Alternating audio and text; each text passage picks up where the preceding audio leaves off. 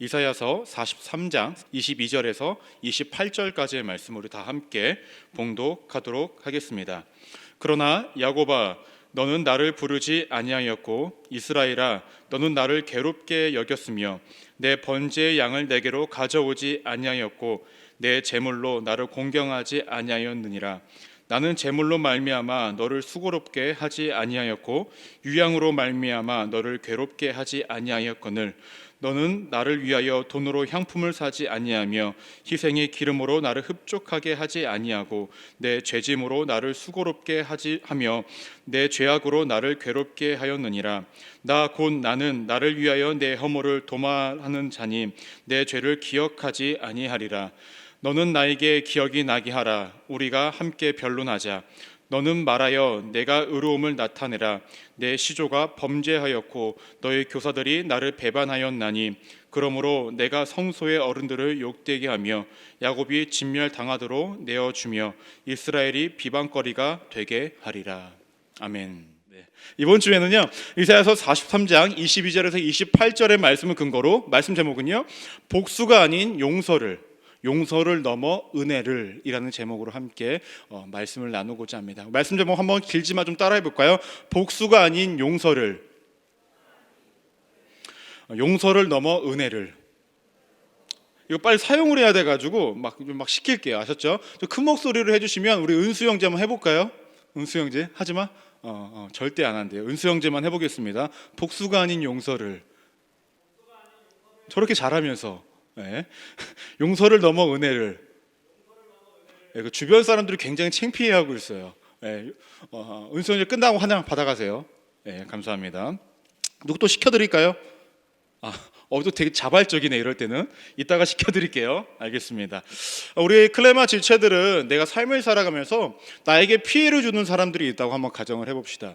나에게 피해를 줘요. 또 어떤 사람은 나에게 약속을 했는데 그 약속을 지키지를 않아요. 근데 이게 일회적이면 괜찮은데 지속적으로 반복적으로 나에게 계속 피해를 줘요. 또 나와 한 약속들을 계속 지키지 않아요. 여러분들은 어떻게 대하십니까? 우리는 하나님의 자녀들이기 때문에 그 모든 것들을 꾹 참고 잘 이겨내고 잘 용서하고 이해하십니까?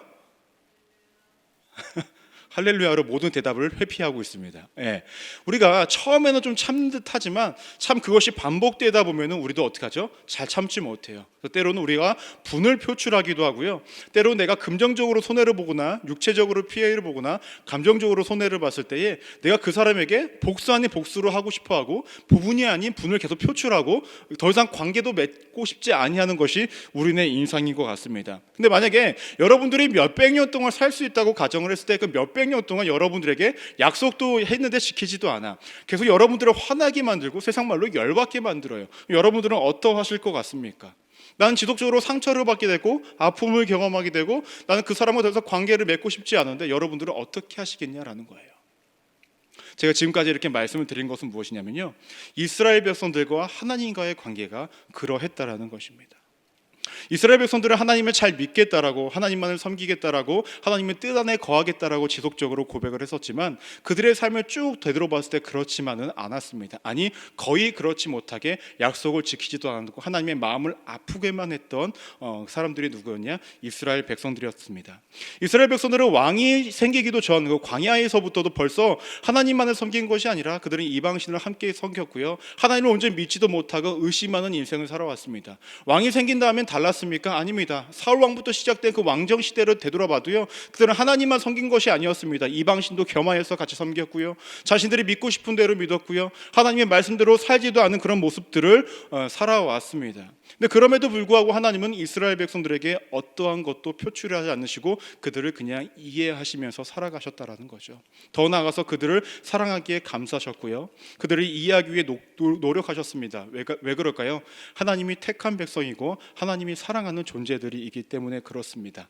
그렇다고 한다면 여러분들은 어떠하십니까? 지금 몇 년을 살아가신지 모르겠지만 최소 20년, 많게는 40년 가랑이 삶을 살아가신 여러분들의 삶 가운데 하나님과의 그 약속, 하나님과의 그 믿음을 얼마나 지키면서 살아왔습니까?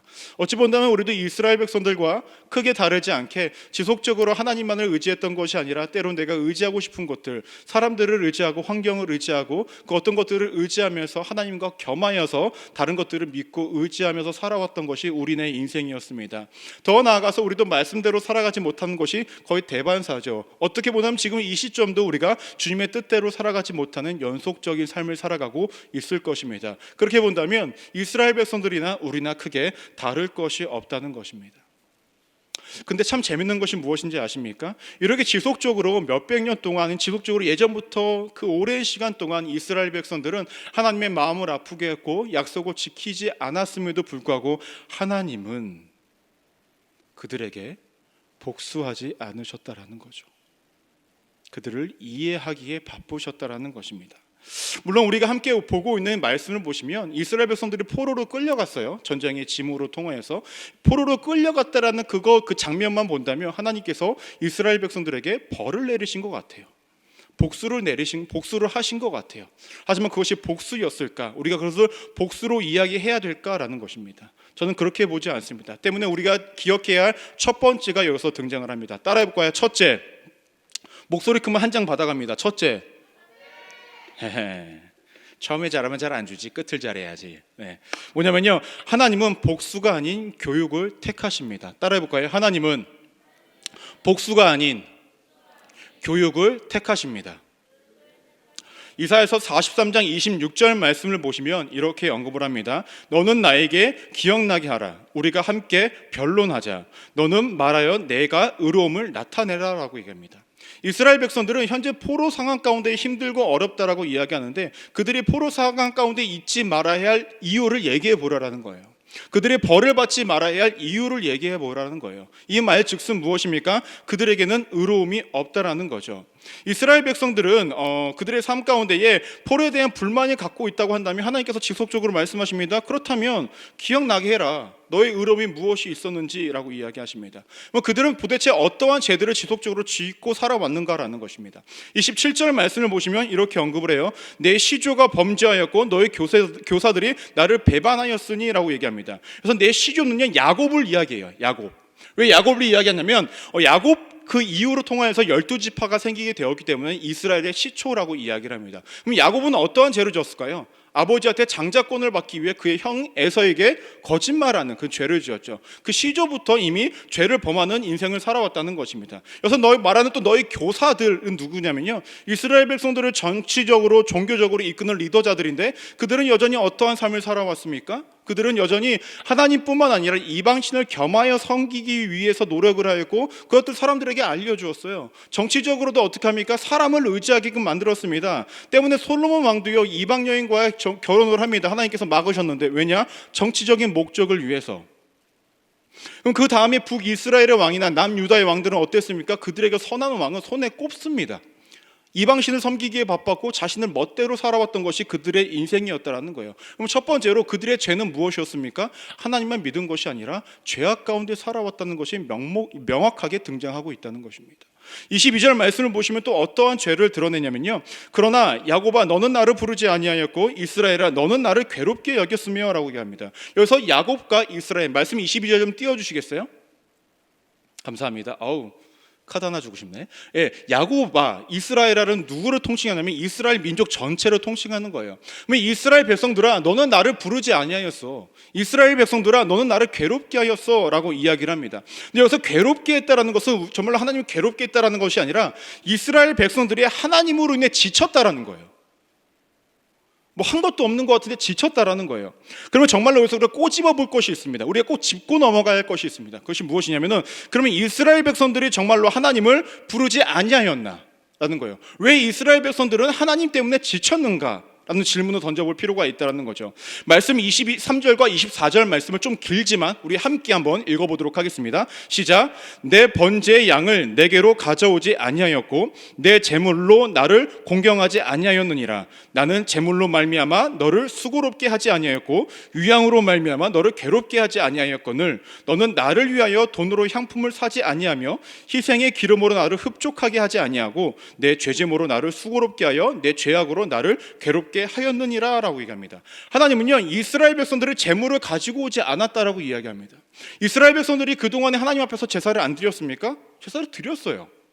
더 나아가서 포로지 가운데서 사람들이 이방 땅 가운데서 포로로 끌려갔는데 제사를 못 드렸겠지라고 생각을 하지만 성경을 연구하는 사람들은 뭐라고 얘기하면 그곳에서도요 하나님 앞에 제사를 드렸다라고 이야기합니다. 그렇다면 제물을 갖고 왔습니까? 못 갖고 왔습니다. 갖고 왔어요. 하나님께서는 제물을 갖고 오지 않았다라고 이야기합니다. 무슨 말입니까? 너네가 제물은 갖고 왔을지언정 그 안에 너네가 하나님을 향한 온전한 마음이 없었고 하나님을 향한 경외가 없었고 하나님을 향한 사랑이 없었다라고 성경에서는 이야기한다는 것입니다. 때문에 하나님께서 이 모든 것들을 받지 않았고 너네는 하지 않았다라고 성경에서 이야기하고 있는 것입니다. 이 같은 상황을 이스라엘 백성들의 입장에서는 뭐라고 표현하면 될까요? 하기는 해야겠고 하기는 싫고 형편은 넉넉지 않고 하기 싫어 미치겠네. 그런데 어쩔 수 없이 하자라는 것이 당시의 이스라엘 사람들의 마음이 아니었을까라는 것입니다. 근데 하나님은 정말로 재물을 원하셨던 것일까요? 아니면 그 마음을 원하셨던 것일까요?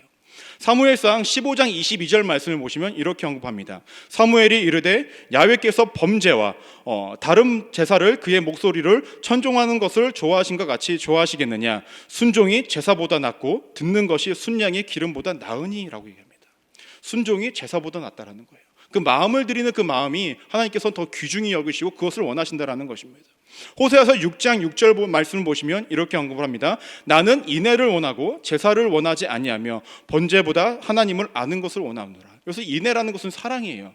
나는 번제보다 나는 인애를 원한다. 너희가 나를 향한 그 사랑을 원한다라고 성경에서 명확하게 이야기하고 있습니다. 즉 하나님은 이스라엘 백성들이 드렸던 제물의 종류와 어떠한 크기와 어떤 그러한 것들을 더 중요시했던 것이 아니라 이스라엘 백성들의 제물을 가지고 나왔을 때 어떤 그 마음들, 순종하고자 하는 그 마음들, 하나님을 사랑하는 그 마음이 더 중요시 여기고 있었다라는 거예요.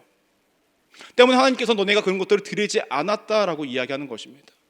때문에 24절 말씀을 보시면 이렇게 언급합니다. 내 죄짐을 나를 수고롭게 하여라고 이야기합니다. 내 죄짐을. 그래서 죄라고 표현한 이 단어가요 어떠한 뜻을 갖고 있냐면요, 어떠한 종류의 죄냐면은 마음의 태도와 관련된 죄들을 이야기할 때 이야기하는 그 죄예요.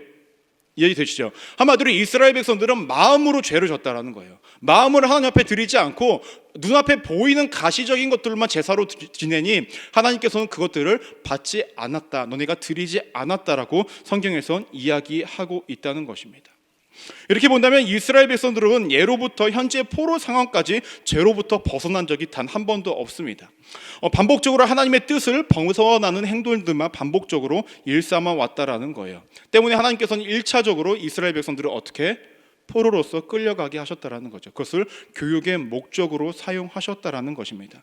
그 교육의 내용은 무엇일까요? 28절 말씀을 한번 띄워주시겠습니까? 28절 말씀을 보시면 그러므로 내가 성소의 어른들을 욕되게 하며 야곱이 진멸하도록 내어주며 이스라엘이 비방거리가 되게 하리라 라고 얘기합니다. 좀 전에 말씀드린 것처럼 1차적으로 그들을 포로로 끌려가게 함으로 통해서 사람들의 비방 소리를 듣게 됩니다. 쟤네 하나님 믿었는데 결국 포로로 끌려가네, 이러한 비난을 받게 되고 조롱을 받게 된다는 거죠. 더 나아가서 이스라엘 백성들을 올바로 이끌지 못하고 가르치지 못한 이들에게는 치욕이 얹어진다는 것입니다. 문제는 이대로 끝나지 않는다라는 거예요. 뭐가 끝나지 않는다? 하나님께서 이스라엘 백성들을 포로로 끌려간 것으로 해서 그래서 끝을 내버리셨다면 하나님은 이것은 복수였습니다. 안 그렇습니까? 그대로 하나님께서 포로 가운데 이스라엘 백성들을 살게 내버려뒀으면 그것은 복수였어요. 하지만 하나님께서는 결국 어떻게 하십니까? 포로로 끌려간 이스라엘 백성들을 다시금 돌아오게 하십니다. 그렇기 때문에 그것이 교육이 될 수 있는 것입니다. 우리가 인생을 살아갈 때에 내 삶에 조금은 힘들고 어려운 것들이 다가올 수가 있습니다. 그것이 하나님의 주신 거라고 한다면 하나님 분명히 교육을 목적으로 그 모든 것들을 사용하신다라는 것입니다.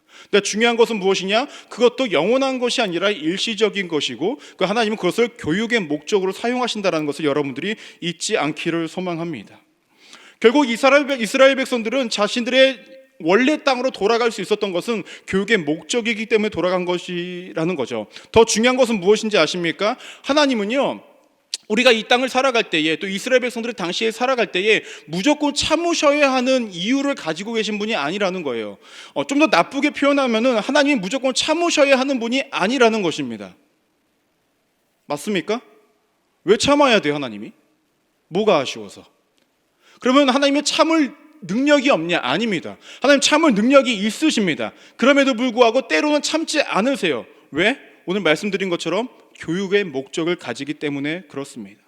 그 때문에 일부러 안 참으시는 겁니다. 왜냐? 우리를 영적으로 우리의 삶을 하나님께 드릴 수 있는 그런 목적으로 사용하시기 위해서 그렇게 참지 않으신다는 것입니다. 근데 중요한 것은 끝끝내 복수처럼 보이는, 우리를 포기한 것처럼 보이는 그 삶 가운데 내버려 두신 것이 아니라 다시 하나님의 자녀로서의 삶을 살아갈 수 있게끔 돌아오게 하시는 것이 하나님의 끝끝내 이루시고자 하는 목적이라는 것입니다. 우리가 인생을 살아갈 때에 때로는 힘들고 어려운 것들, 내 삶에 왜 이러한 것들이 펼쳐졌을까라는 것들이 분명히 다가오곤 합니다. 근데 그때마다 먼저는 여러분들의 삶을 되돌아보시기 바랍니다. 내 삶이 정말로 하나님께 온전히 드려졌는가? 이 시간 가운데 내가 이 예배를 드리고 있지만 내 몸뚱아리는 여기 있는데 내 마음이 여기 있지 않다고 한다면 하나님은 오늘도 여러분들의 예배는 기꺼이 받지 않으신다라는 거죠. 다음에 물으실 것입니다. 너는 도대체 언제 예배를 드렸냐라고 말입니다. 여러분 기억하십시오. 마음과 육체와 우리의 영적인 모든 것들이 함께 주님 앞에 나아가지 않는다고 한다면 하나님은 그 예배 받지 않으시고 그 삶, 우리의 삶을 받지 않으신다라고 이야기하고 나중에 물으실 것입니다. 너가 언제 나를 위한 사명자의 삶을 살아냈느냐라고 말입니다. 여러분들이 정말로 하나님 뜻 안에서 자녀로서 제자로서 사명자로서의 삶을 살아내기를 소망합니다. 근데 그래서 살아내기 위해서 하나님은 때로는 우리에게 교육의 목적으로 어려움을 주실 수도 있다는 것입니다. 하지만 중요한 건 거기서 하나님이 끝내시지 않는다라는 거예요. 끝끝내 자신의 자녀가 될 수 있게끔 끝끝내 좋은 곳으로, 알맞은 곳으로, 하나님을 축복하는 곳으로 우리를 인도하신다라는 것입니다. 어떻게 하시겠습니까? 여러분 그것이 교육임을 잊지 마시고 지금 힘들다고 모든 것들을 포기하지 마시기 바랍니다. 하나님의 목적은 거기가 아니라 그 반대편에 있습니다. 그 반대편으로 인도하시는 하나님의 인도하심을 경험하시는 우리 믿음의 청년들 되기를 주님의 이름으로 축원합니다. 두 번째로 기억하셔야 될 건 무엇이냐면요, 하나님은 용서의 시작점을 자신으로 택하십니다. 따라해 볼 거예요. 하나님은 용서의 시작점을 자신으로 택하십니다. 이스라엘 백성들이 이렇게 반복적으로 지속적으로 유사하게 약속을 지키지 않고 하나님의 마음만을 아프게 했어요. 그렇죠? 하나님의 교육의 목적으로 아픔을 주셨는데 결국 하나님이 택하신 것은 무엇이었습니까? 용서였다라는 거예요. 25절 말씀을 보시면 이렇게 언급합니다. 나는 나를 위하여 내 허물을 도말하는 자니 내 죄를 기억하지 아니하리라 라고 얘기합니다. 오늘 말씀을 묵상하면서 저는 이러한 생각이 들었습니다. 하나님 왜 이렇게 바보 같을까? 왜 또 속을까? 또 분명히 아프실 텐데, 또 분명히 당할 텐데, 이런 생각이 들더라고요. 하나님이 근데 그런 하나님이어서 참 감사해요. 제가 여전히 이 자리에 있을 수 있는 것도 그 하나님의 바보 같으심, 그런 모습 때문이 아닐까 이런 생각을 하게 되었습니다. 근데 참으로 재밌는 것은 무엇입니까? 우리가 이 세상을 살아갈 때에 우리도 반복적으로 나에 대해서 피해를 주고 아픔을 주는 사람들 용서하는 삶을 살아가는 것이 쉬울까? 쉽지 않다라는 거죠. 하나님께서는 그러한 삶을 살아내시고 있다는 것입니다. 그렇게 하기 위해서는 하나님께서 무엇을 하셨냐면은 용서의 우리 이유를 우리에게서 찾지를 않으셨다라는 거예요. 내가 죄를 뭐 때문에 용서해야지, 저런 것들이 있으니까 용서해야지라고 하신 것이 아니라 그 용서의 시작점을 자신으로 하나님께서 시작점을 삼으신다라는 거예요. 그래서 오늘 말씀을 보면 곧 나를 위하여 우리의 죄를 용서하시겠다라고 말씀하십니다. 용서의 시작점을, 용서의 이유를 자신으로 삼으시고 있다라는 거예요. 시편 23편 3절을 보셔도요, 이러한 말씀이 언급이 되어져 있습니다. 내 영혼을 소생시키시고 자기 이름을 위하여 의의 길로 인도하시는도다 라고 얘기합니다. 자신을 위하여 우리들을 용서해 주시고 자신의 이름을 위하여 우리를 의의 길로 인도해 주신대요. 23장 3절 말씀을 보시면 의의 길로 인도하시는 것도 그렇고 우리를 용서해 주시는 것도 그렇고 어떠한 이유와 조건도 언급되어져 있지 않아요. 그저 나의 이름을 위해서, 나 자신을 위해서 그 모든 것들을 하시겠다라고 이야기합니다. 왜냐? 우리 안에서 이유를 찾기 위해서는 우리는 이유가 없기 때문에 그렇습니다. 이유를 찾을 수 없기 때문에 그래요. 그래서 이 모든 것들이 우리 안에 은혜라고 이야기할 수 있는 것입니다. 잘 한번 생각해 한번 해보십시오. 하나님께서 우리를 용서하신다고 한들 하나님께 유익이 있습니까? 전혀 유익이 없습니다. 또 아프실 거예요. 또 속으실 거예요.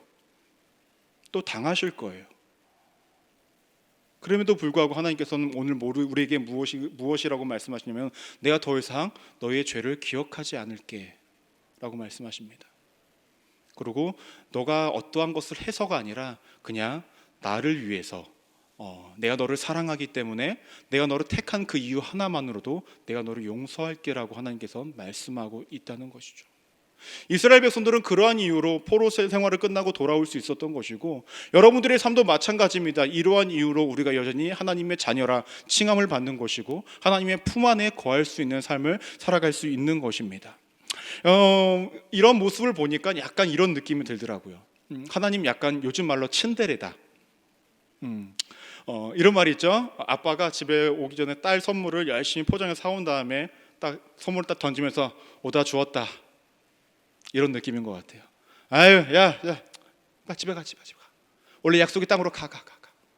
이런 느낌으로다가 하나님께서 우리를 여전히 사랑하고 있다는 거예요. 왜 그럴까요? 내가 택했으니, 내가 사랑하는 이들이니, 내 너희들에서 이유를 찾는 것이 아니라 그냥 사랑할게, 그냥 용서할게, 그냥 내가 너네 안을게 라고 말씀하십니다.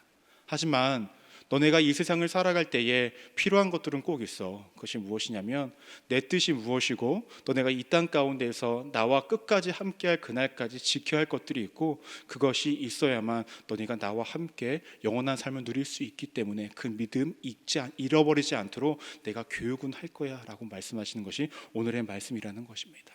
때문에 세 번째로 무엇이라고 말씀하시냐면요, 하나님은 무조건적인 은혜를 택하십니다. 따라해볼 거예요. 하나님은 무조건적 은혜를 택하십니다. 25절 하반절 말씀을 보시면 이렇게 언급하세요. 내 죄를 기억하지 아니하리라. 저는 이게 구절이 되게 은혜가 되더라고요. 내 죄를 기억하지 아니하리라. 여기서도 이유가 없죠. 그냥 죄를 기억하지 않겠다.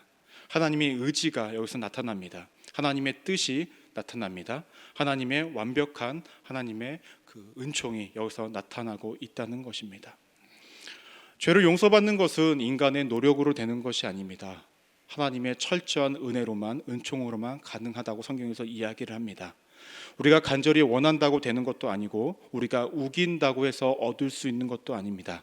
하나님의 의지가, 하나님의 결단이 있어야만 가능한 상황이라는 것입니다. 때문에 이 모든 것들이 은혜고 무조건적인 은혜라는 것입니다. 하나님은 조건을 달지 않으셨습니다. 그리고 죄를 기억하지 않는다 말씀하고 있습니다. 반복적으로 우리는 또 죄를 지으며 살아갈 것입니다. 맞습니까?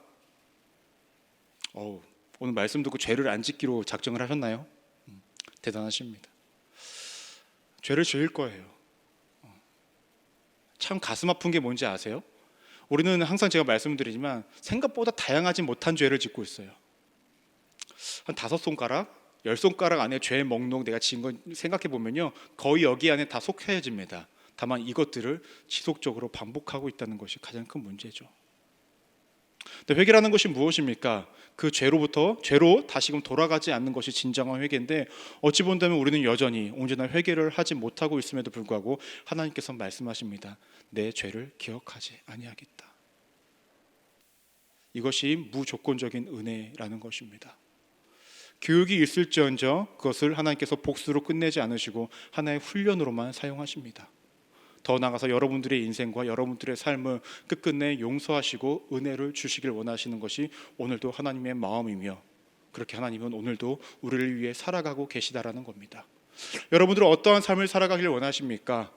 이미 은혜 받은 자들인데 하나님이 은혜를 받고 사랑을 받고 있는 자들인데, 정말로 이 사실이 여러분들의 삶 가운데에 느껴지고 있다고 한다면, 기억되고 있다고 한다면 어떠한 삶을 살아가야 할까요? 우리가 정말로 이스라엘 백성들처럼 반복되어지는 삶의 연속이 아니라, 죄악 가운데 살아가는 연속이 아니라 하나님의 뜻 안에 살아가는 연속이 되어져야 하지 않을까 생각해 봅니다. 저도 많이 부족하고 저 역시도 여전히 여러분들과 크게 다르지 않은 일상을 살아가고 있습니다. 때문에 은혜가 필요하고 그 은혜가 필요하기에 하나님 주시겠다 말씀하십니다. 그렇다고 한다면 우리 조금은 바뀌어 봅시다. 하나님, 내 삶에 은혜를 허락하셨으니 내가 그 은혜 받은 자답게 살아가게 하여 주옵소서. 그리고 내 삶이 당장은 힘들고 어렵고 때로는 버겁게 느껴지는 일상의 연속이라 할지라도 그 가운데 말씀하고자 하시는 것이 있다고 한다면 하나님, 내가 깨닫게 하여 주시고 알게 하여 주셔서 다시금 하나님께서 주시는 평안을 누리는 그러한 삶을 살아가게 달라고 여러분들의 입술의 고백과 삶의 행동으로 나타나는 삶이 되시기를 주님의 이름으로 축원합니다. 기도하시겠습니다.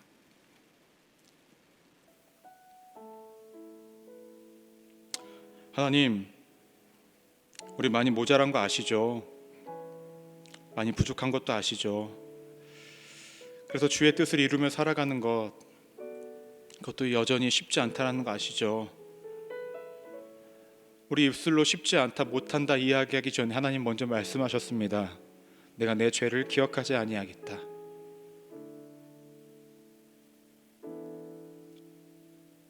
너에게서 이유를 찾지 않겠다. 그냥 내가 널 사랑하니까, 내가 널 택했으니까 그것만으로 너를 용서하고 너를 사랑하고 내 죄를 기억하지 않을 이유로 충분하단다 라고 말씀하시는 그 하나님의 그 마음, 그 뜻, 그 의지가 우리의 삶에 전해지기를 소망합니다. 하나님, 도와주세요. 우리가 살아낼 수 있게끔. 하나님, 함께 해주세요. 주의 말씀을 잊지 않게끔. 하나님, 그리고 역사하여 주세요. 어제보다 나은, 오늘보다 나은 내일을 살아갈 수 있게끔. 더 이상 하나님의 마음을 아프게, 하나님과의 약속을 어기는 인생이 아니라 어떻게든 조금 늦더라도 약속 지키고 좀 힘겨워도 하나님의 약속을 지켜나가는 우리 믿음의 클레마 지체들 될 수 있도록 함께하여 주옵소서. 그로 인해 은혜 받은 자로서의 삶을 살아내게 하여 주옵소서. 그렇게 함께하시고 도우시고 역사하실 하나님께 감사드리며 살아계신 예수 그리스도 이름으로 간절히 기도드립니다. 아멘.